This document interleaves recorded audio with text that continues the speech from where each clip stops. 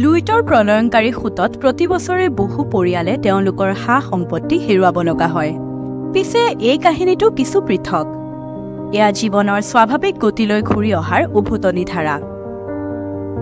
এওঁ মৰিগাঁও জিলাৰ ছাব্বিৰ আলী, পেছাগতভাৱে এজন নাও চালক।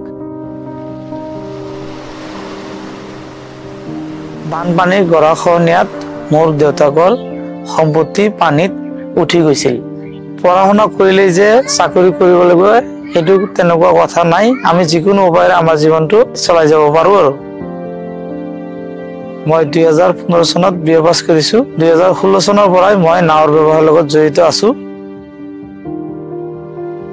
2021 চনত মোৰ জীৱন নিংগা আঁচনিৰ জৰিয়তে প্ৰথম ফেজতে মই মোৰ মেচিনটো পাইছিলো আৰু চৰকাৰৰ ফালৰ পৰা 15 দিনীয়া এটা ট্ৰেইনিং পাইছিলো। আগতে যেহেতু ব্ৰেক গিয়াৰ নাছিল, এতিয়া যেহেতু এই মেৰাইন ইঞ্জিনৰ ব্ৰেক গিয়াৰ আছে, গতিকে নাওখন চলোৱাত ধুনীয়াকৈ চলাব পাৰো। আৰু কিবা এটা এক্সিডেণ্ট হ'ব ধৰিলে বা খুন্দা লাগিব ধৰিলে ব্ৰেক গিয়াৰৰ জৰিয়তে নাওখন বচাব পাৰো আৰু যাত্ৰী বিপদৰ আশংকা নাথাকে। এই ঘৰখন মই নতুনকৈ বনাইছো।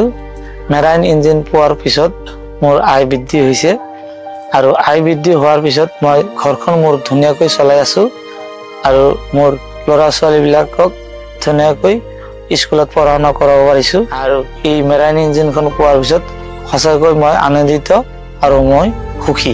এনেদৰে নৈপৰীয়া কিছু কাহিনীয়ে হাজাৰজনক জীৱনৰ মূল সুঁতিলৈ ঘূৰি অহাৰ অনুপ্ৰেৰণা দি যায়।